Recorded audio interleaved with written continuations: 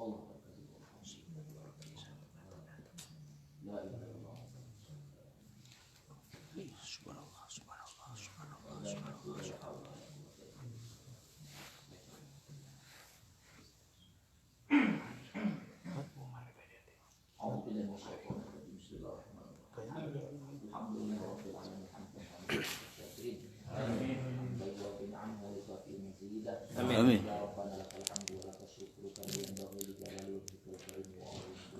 Amin. Amin.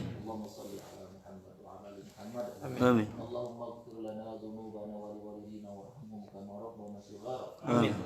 Jami'il muslimina wal muslimat Amin. wal mu'minina wal mu'minat Amin. al ahya'i minhum wal amwat Amin. bi rahmatika ya arhamar rahimin. Amin ya Allah. Allahumma rabbana la tuzigh qulubana ba'da idh hadaytana wa hab lana min ladunka rahmah innaka antal wahhab. Amin. Allahumma rabbana inna nas'aluka salamatan fid din Amin. wa 'afiyatan fil jasad Amin. wa ziyadatan fil 'ilmi wa barakatan fil rizqi wa taubatan qabla al-maut wa rahmatan 'inda al-maut wa maghfiratan ba'da al-maut. Allahumma ighfir lana dhunubana wa liwalidina warhamhum kama rabbawna shighara. Rabbana atina fid dunya hasanah wa fil akhirati hasanah wa qina 'adzaban nar. Wa sallallahu ala sayyidina wa sahbihi wa sallam. Subhana rabbika rabbil 'izzati amma yasifun wa salamun 'alal mursalin walhamdulillahi rabbil alamin.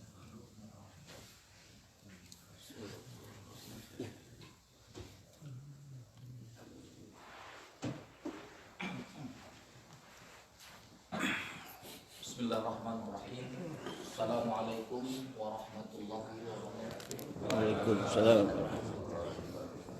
Alhamdulillahilladzi biyadihil mulku wa huwa ala kulli syai'in qadir. Hadirin wal hadirat, Bapak Ibu jamaah subuh di Masjid At-Tahir yang dirahmati Allah.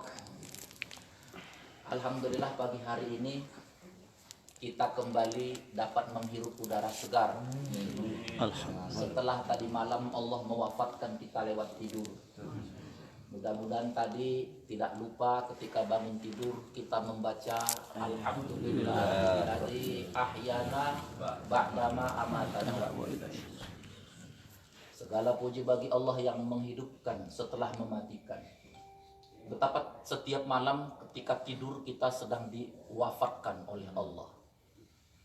Ketika pagi hari bagi yang memang diberikan waktu lagi oleh Allah, dilepaskanlah ruh yang dia pegang saat kita tidur, dilepaskan. Ini hidup lagi. Tapi yang memang sudah waktunya habis, ya, ditahan oleh Allah, selesai sudah. Betapa batas antara hidup dan mati itu tipis sekali, tipis sekali. Makanya kata Rasulullah, orang yang paling cerdas adalah orang yang paling banyak mengingat mati. Kematian itu setidaknya ada dua macam. Kematian yang su'ul khotimah dengan yang husnul khotimah. Kalau yang su'ul khotimah itu disebutkan oleh Allah dalam Al-Quran, a'udzubillahi minasyaitonirrajim, wan nazi'ati gharqa. Demi malaikat-malaikat yang mencabut nyawa dengan sangat keras. Na'udzubillah, mudah-mudahan kita semua yang hadir di sini tidak termasuk golongan yang dicabut dengan sangat keras dan pedih. Tapi ada jenis kematian yang disebutkan oleh Allah, wan nasitoti nasto. Demi malaikat-malaikat yang mencabut nyawa dengan penuh kelembutan. Itulah harapan kita semua. Kalau ada prestasi terbesar yang bisa kita raih adalah kita berharap saat ajal datang menjemput, kita dalam keadaan wafat dengan husnul khotimah. Itu prestasi. Melebihi prestasi apapun yang kita raih. Mungkin kita seorang pengusaha besar yang selalu beruntung di dunia ini dari sisi finansial. Mungkin kita memiliki gelar akademik berderet. Apapun prestasi, tapi prestasi terbesar. Dan saat kita diwisuda dengan penuh kebanggaan adalah saat Allah lewat malaikat maut yang mencabut nyawa kita dengan penuh kelembutan dan berakhir dengan husnul khotimah. Itulah yang disebutkan oleh Allah dalam Al-Quran. A'udzubillahi minasyaitonirrajim. Ya ayatuhan nafsul mutmainnah, irji'i ila rabbiki radiyatan mardiyah, fadkhuli fi ibadi wadkhuli jannah. Wahai jiwa yang sudah aku bikin tenang, mungkin selama hidup banyak gelisah, banyak kekhawatiran, banyak ketakutan, takut kekurangan. Ya. Tapi begitu Allah panggil dengan penuh kelembutan, ayo, sudah waktunya pulang. Pulang ya. Ayo pulang. Udah waktunya pulang. Ya. Rata-rata orang di dunia 65, 70, katakan ada 75. Kalau ada yang sudah 70, 75, bonusnya sudah sangat banyak. Jadi ketika Allah panggil, ayo pulang yuk. Jadi hambaku ya. Allah langsung tawarkan, jadi hambaku ya. Udah ditawari jadi hamba Allah, masuk ke dalam surgaku ya. Subhanallah. Mudah-mudahan kita termasuk yang dipanggil Allah dalam keadaan di mana Allah rindu, Allah bahagia menyambut kita, karena selama kita hidup di dunia juga kita menjadikan Allah sebagai prioritas kita. Allah adalah tujuan terbesar kita. Tapi kadang-kadang ini hanya omongan di bibir. Benar nggak kita menjadikan Allah sebagai tujuan terbesar kita, our ultimate goal? Benar nggak? Itu terbukti dalam aktivitas kita sehari-hari.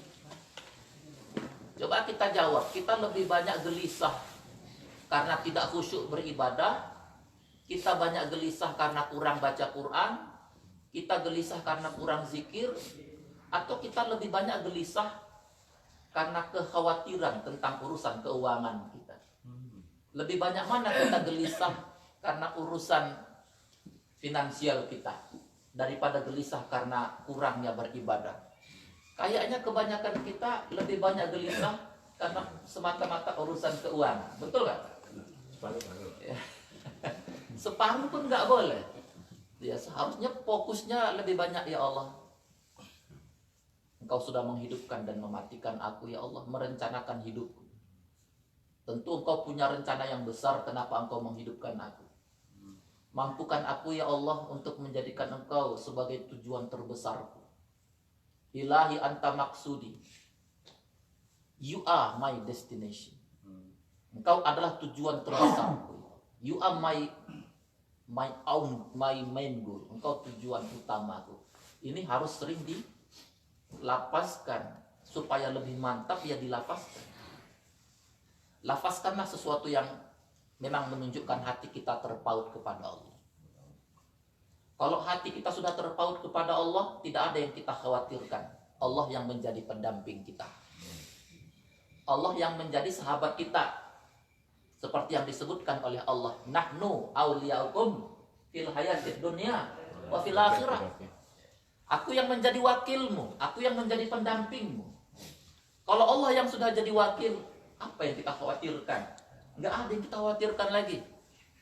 Kita khawatir karena kita sering mengutuk diri kita sendiri. Jadi khawatir kita, kayaknya penyakit saya nggak sembuh-sembuh ini. Kita kutuk lagi dengan kata-kata, kayaknya utang saya nggak terbayar-bayar ini. Kayaknya suami istri pasangan saya nggak pernah setia sama saya.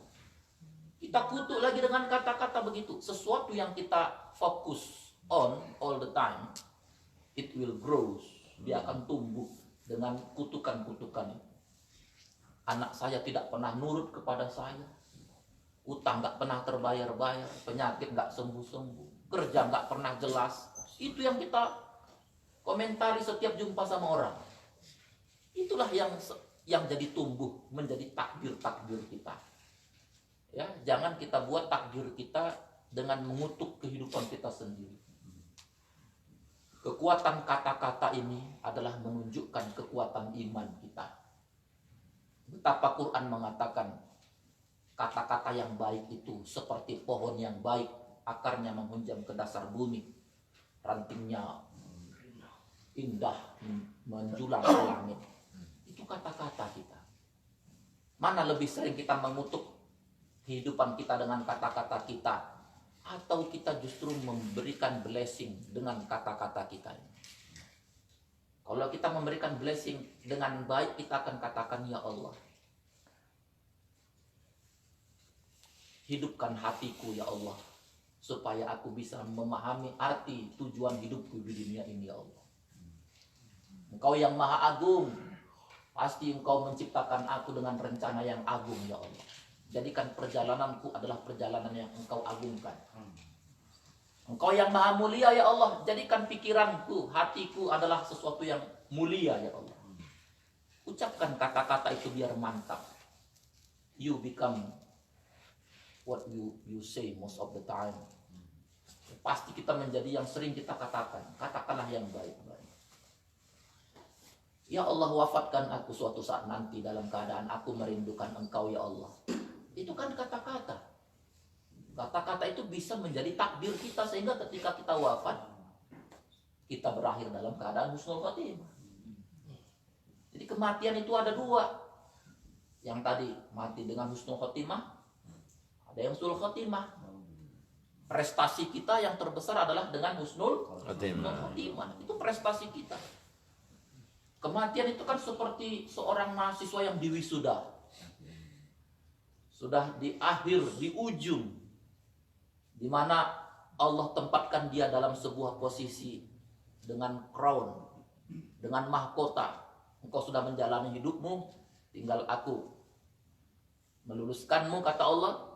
Sekarang berangkatlah setelah alam dunia ini ke alam yang lebih penting, ke alam yang lebih nyata, itulah alam akhirat. Seperti yang selalu kita baca, wal akhiratu khairu wa abqa. Akhirat lebih utama. Itulah jalan kesempurnaan. Kalau nggak mati dulu, nggak pernah sempurna kita ini. Karena itu lewat mati dulu, baru sempurna, baru kehidupan yang lebih kekal. Betapa banyak orang nggak ngerti. Kematian itu dianggap sebagai akhir, padahal jalan kesempurnaan. Ya. Jadi ada katanya kematian itu kematian yang kuantitatif, ada yang kualitatif. Kayak riset pula, ada istilah kuantitatif, kualitatif. Kalau kuantitatif itu ya hiduplah sekedar hidupnya saja. Kemudian kalau mati ya udah hilang begitu saja. Orang nggak pernah ingat sama dia. Memang dia nggak pernah punya rencana besar dalam hidupnya. Begitu aja itu kuantitatif. Mudah-mudahan kita nggak seperti itu. Maunya kita yang kualitatif. Begitu kita wafat, orang-orang yang ada di sekitar kita kok selalu menyebut nama kita. Ya Allah, orang yang kita rindukan sudah Engkau panggil ya Allah. Dialah dulu yang suka memberikan informasi kapan ada pengajian. Dialah yang menyiapkan. Dialah yang bekerja bagaimana masjid itu bisa hidup. Sekarang dia sudah dipanggil Allah, ya Allah, kami merindukan dia. Kalau ada orang yang wafat terus disebut-sebut namanya oleh saudara-saudaranya, itu bagian dari tanda-tanda husnul khotimah. Yang kita khawatirkan adalah ketika ada yang wafat, orang-orang pada mengatakan aman, kita udah alhamdulillah udah mati dia. Itu dia yang suka zolim sama kita. Itu yang suka melecehkan, menghina kita. Itu orang yang suka merasa paling bersih, paling suka merendahkan orang lain. Orang pun sudah alhamdulillah aman, kita udah aman. Itu bagian dari suul khotimah juga. Mudah-mudahan kita tidak termasuk. Terakhir, ternyata memang ada kelompok orang yang dikasih tahu kapan dia wafat. Ya, Imam An-Nasai diberitahu oleh Allah wafatnya kapan. Dia pun mengatakan kepada keluarganya, keluargaku yang tercinta, aku diwafatkan Allah minggu depan pada malam Jumat. Begitu aku nanti diwafatkan pada malam Jumat, makamkanlah aku pada hari Jumat selesai orang melaksanakan sholat Jumat. Keluarganya kan pandang-pandangan, benar nggak ini? Bukankah dalam Al-Quran disebutkan nggak ada orang yang tahu kapan dia mati, meninggal, di bumi mana, dalam keadaan apa? Tapi Imam An-Nasai tahu. Nah, berarti ayat itu berlaku untuk yang umum. Untuk para kekasih Allah, Allah kasih tahu. Ya, jangan kita yang belum dapat di level itu, kita mengeluh kayaknya mati saya ini. Belum tentu betul ya. Ya. Imam Ghazali itu kan seperti kita tahu wafatnya, ya detik-detik wafatnya dia mengkafani badannya sendiri. Ya, mengkafani badannya sendiri, dia bungkus badannya, dia balut. Setelah terbungkus tangannya terbalut, dia nggak bisa membalut kepalanya, dia minta saudaranya membalut kepalanya dengan kain kafan. Begitu selesai, wafatlah Imam Ghazali dengan tenang. Ini yang sesungguhnya yang dirindukan Allah, dikasih tahu sama Allah. Tapi yang lebih aneh lagi Pak, saya punya teman, dia tahu justru kematian orang itu kapan. Kematian orang lain yang dia tahu. Jadi dia masuk ke dalam sebuah rumah di mana ada yang sakit. Begitu masuk rumah, assalamualaikum, dia lihat ke kiri ke kanan, wah sudah rame ini orang katanya. Keluarga yang cuma 3 orang, pandang-pandangan, rame apanya? Kok dibilang rumah kita sudah rame, sudah penuh? Cuma kita bertiga nih, kita berdua sama yang sakit. Ditanya sama yang punya rumah, Ustaz, kenapa kok bilang rumah sudah penuh, sudah rame? Saya melihat tamu-tamu yang gaib sudah pada hadir nih, saya katanya begitu. Itu saya lihat yang sakit ini besok jam 4 subuh akan dipanggil. Udah dijemput sama tamu. Jadi keluarga terdekat bilang jangan jauh-jauh pergi.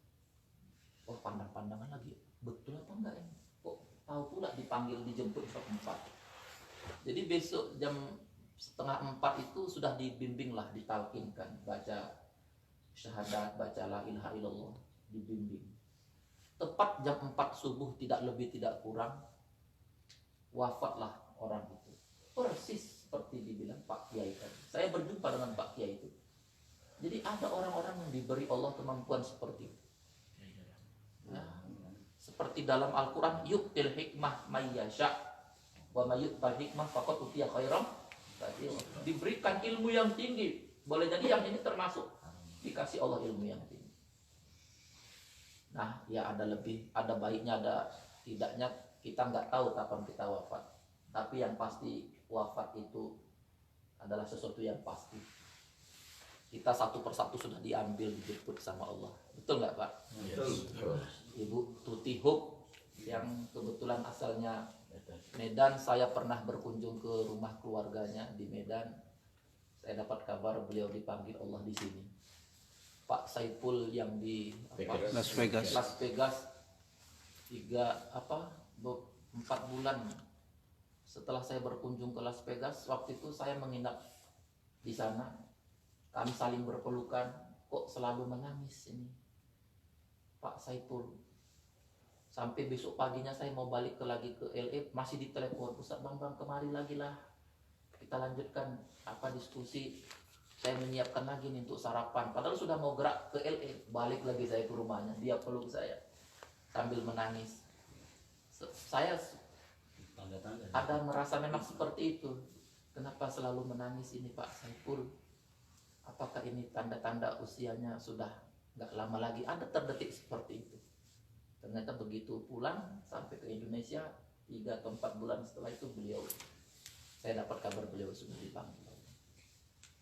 Jadi saya kira jamaah Thahir yang dirahmati Allah, itu sesuatu yang pasti. Ya, tugas kita adalah mempersiapkan prestasi terbesar. Sudah pasti Allah menghidupkan kita untuk rencana yang besar. Makanya kita harus isi dengan perbuatan langkah-langkah yang besar. If you fail to plan, kata orang bijak, you will plan to fail, kan begitu. Kalau kita gagal membuat rencana, itu sama dengan merencanakan kegagalan. Ya, kalau kita nggak punya target rencana untuk sholat subuh di Masjid At-Thahir, ya nggak pernah datang, nggak pernah punya hasrat, nggak pernah punya target. Gagal merencanakan, ya merencanakan kegagalan. Sama saja nanti wafatnya orang kan berdasarkan kebiasaan-kebiasaannya.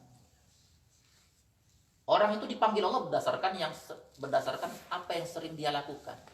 Kalau sering datang ke masjid, sering berzikir, insya Allah dia nanti diwafatkan dalam keadaan seperti itu. Jangan seperti orang yang sudah mabuk-mabukan, sakit-sakitan, tahu-tahu begitu sakit dia bilang tolong antar saya ke sana, ke tempat saya biasa kumpul-kumpul. Kemana kata istrinya? Ya di sana tempat saya kumpul-kumpul. Rupanya dicari tempat dia biasa minuman-minuman yang memabukkan. Minta diantar ke situ, padahal udah tua, udah sakit-sakitan. Kami nggak mau ngantar ke sana, kata istri. Pokoknya antar saya, jerit-jerit begitu. Daripada bikin malu, diantar juga. Begitu sampai di tempat penjualan minuman keras, dia minum. Nggak ada rasa malu. Udah sakit-sakitan begitu, menangis itu istri dan anak-anaknya. Kata istrinya, Pak, mungkin papa nggak lama lagi di dunia ini. Kenapa kok minta diantar kemari minuman yang memabukkan? Kenapa nggak minta diantar ke masjid? Apa kamu bilang ke masjid? Kebiasaan saya bukan ke masjid. Ngapain saya ke masjid? Saya nggak pernah ke masjid. Ngapain? Saya biasa di sini. Inilah Allah tunjukkan. Inilah mungkin orang yang disebut oleh Allah khatamallahu ala qulubihim. Sudah dikunci hatinya, nggak bisa lagi. Jadi syahwatnya itu sudah betul-betul untuk apa yang sudah dikerangkeng oleh syahwat kebejakan dan kemaksiatannya. Mudah-mudahan kita tidak termasuk. Amin. Saya kira untuk kultum ini saya akhirnya, mudah-mudahan kita semuanya insya Allah berbuat yang terbaik. Amin. Dan berakhir dalam keadaan yang baik. Amin. Billahi taufiq wa hidayah wa bihi nasta'in. Wassalamualaikum warahmatullahi wabarakatuh. Waalaikumsalam warahmatullahi wabarakatuh. Ingatkan nanti malam Pak Ustadz setelah maghrib atau nanti setelah isya, Pak Ustadz akan mulai kita. Saya lagi mohon hadirannya.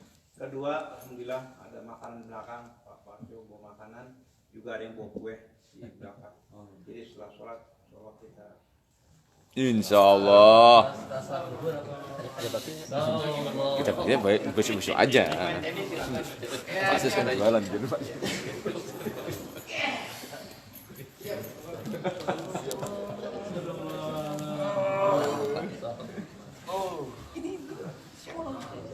Gimana nggak balik lagi? Anda mau kirim apa itu? Ada apa ini? Yang belum dapat barbecue silakan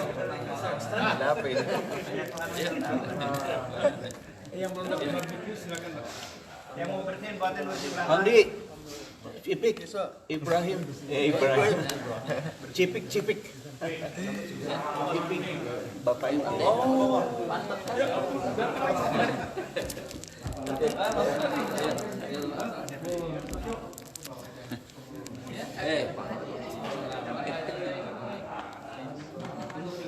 Gimana nggak ikut bakar-bakar? Gak ada kerja Pak.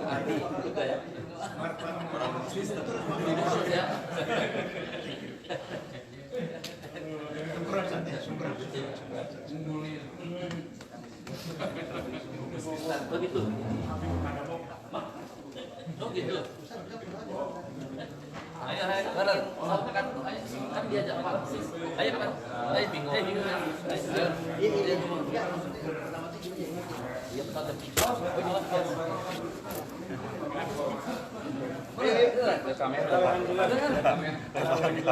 Ini Mas Tejo Pak, teman saya. Ya.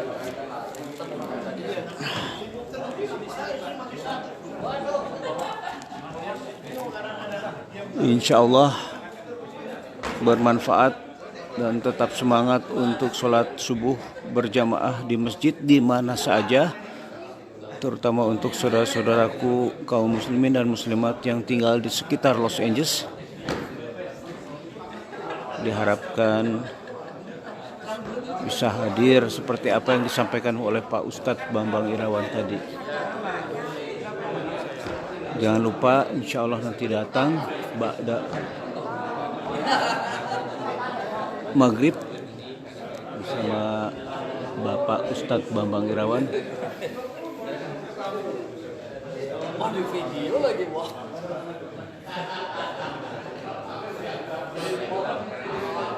Bismillahirrahmanirrahim. Alhamdulillahirabbil alamin wassalatu wassalamu ala asrafil anbiya'i wal mursalin wa ala alihi wa sahbihi ajmain la nabiyya ba'da. Jazakumullahu khairan. Sampai ketemu lagi insyaallah, semuanya sehat walafiat lahir dan batin. Assalamualaikum warahmatullahi wabarakatuh.